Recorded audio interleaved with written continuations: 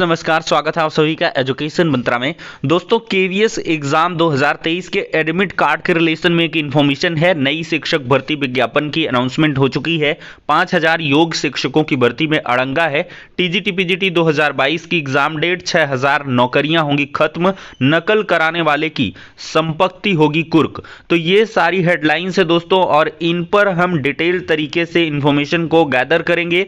लेकिन इसके पहले एक छोटी सी इंफॉर्मेशन, हम बात करेंगे केवीएस पीआरटी 2023 की बेस्ट बुक के बारे में, जो चच्चू पब्लिकेशन की है।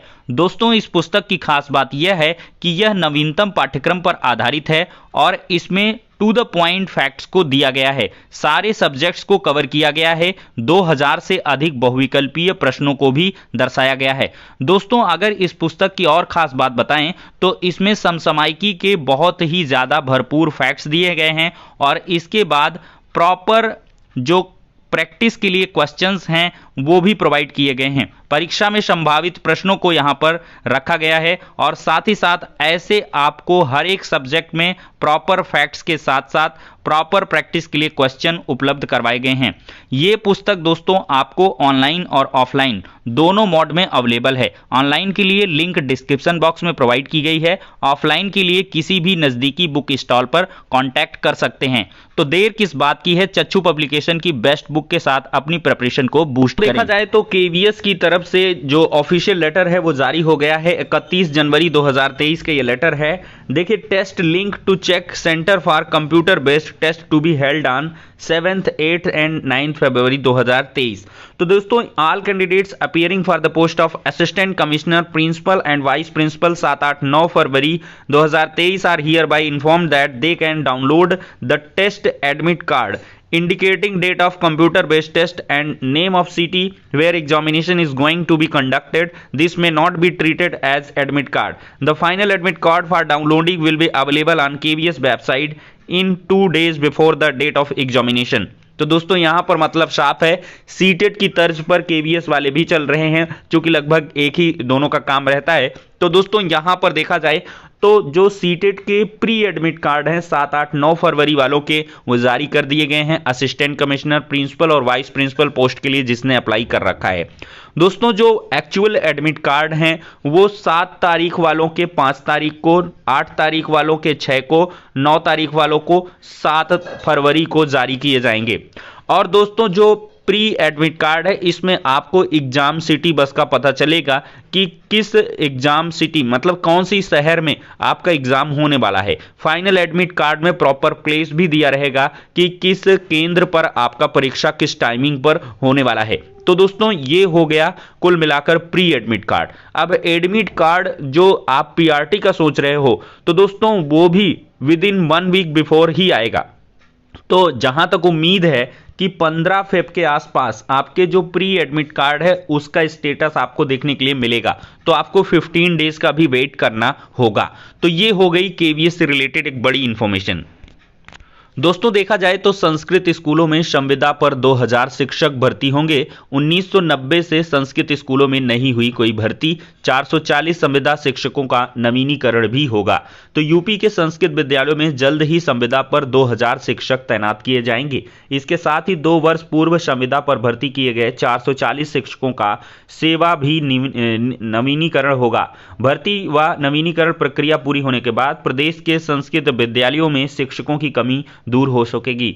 माध्यमिक शिक्षा विभाग ने संविदा पर शिक्षकों के भर्ती किए जाने और पहले से संविदा पर कार्य कर रहे शिक्षकों की सेवा का नवीनीकरण किए जाने का एक प्रस्ताव शासन को भेजा हुआ है। राज्य के संस्कृत विद्यालयों में वर्ष 1990 से कोई भर्ती नहीं हुई है।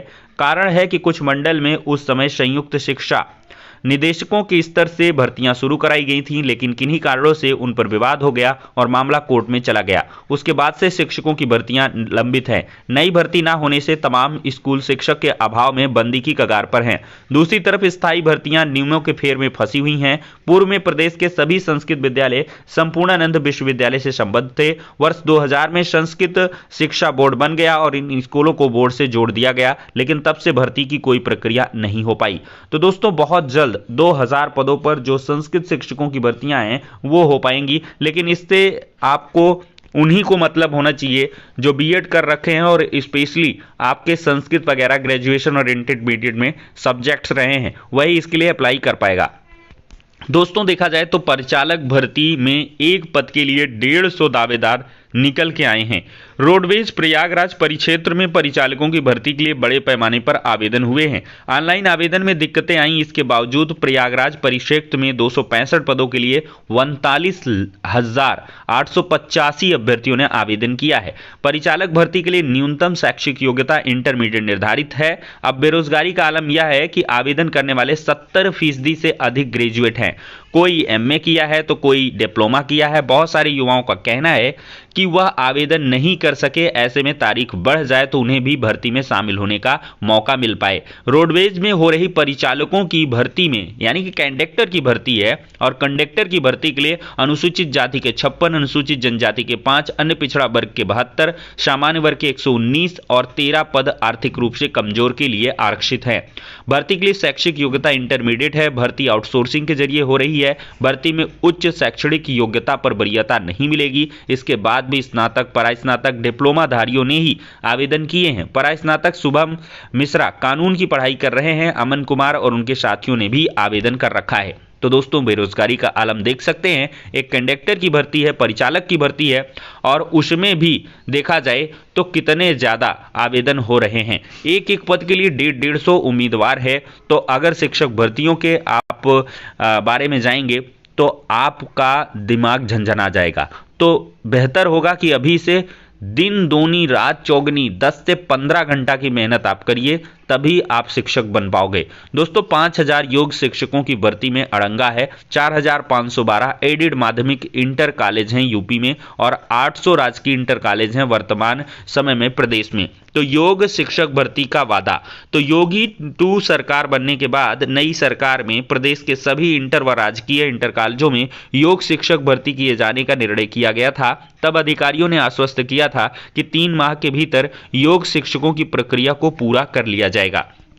दोस्तों यहां पर देखा जाए तो प्रदेश के एडेड और राजकीय इंटर कॉलेजों में 5000 योग शिक्षकों की भर्ती के प्रस्ताव से जुड़ी फाइल पर वित्त विभाग की तमाम आपत्तियों की वजह से यह प्रस्ताव फिलहाल ठंडे बस्ते में जाता दिखाई दे रहा है। करीब 4 माह पूर्व माध्यमिक शिक्षा विभाग की ओर से यह प्रस्ताव शासन को भेज दिया गया था। प्रस्ताव पर शीघ्र निर्णय लेने का अनुरोध किया गया था, परंतु शासन में वित्त की ओर से कई आपत्तियां के साथ अब यह फाइल वापस लौट के आ गई है। महत्वपूर्ण यह है कि इस मुद्दे पर माध्यमिक शिक्षा विभाग का कोई जिम्मेदार कुछ बोलने को तैयार नहीं है। माध्यमिक शिक्षा विभाग द्वारा भेजे गए प्रस्ताव में 2 बिंदुओं पर निर्णय लेने का अनुरोध किया गया था। पहले बिंदु का प्रस्ताव यह था कि एडेड और राजकीय इंटर कॉलेजों में संविदा पर एक योग शिक्षकों की जो बहाली है उसको करने की अनुमति दी जाए, जबकि दूसरे बिंदु में प्रस्ताव किया गया था कि जिन स्कूलों में पहले से ही खेल और शारीरिक शिक्षक हैं, जहां शिक्षक नहीं है वहां शारीरिक शिक्षक से दक्ष जिस शिक्षक को खेल और शारीरिक शिक्षा की जिम्मेदारी दी गई है, इन्हें ही योग का सर्टिफिकेट कोर्स कराकर योग शिक्षक का जिम्मा दे दिया गया है।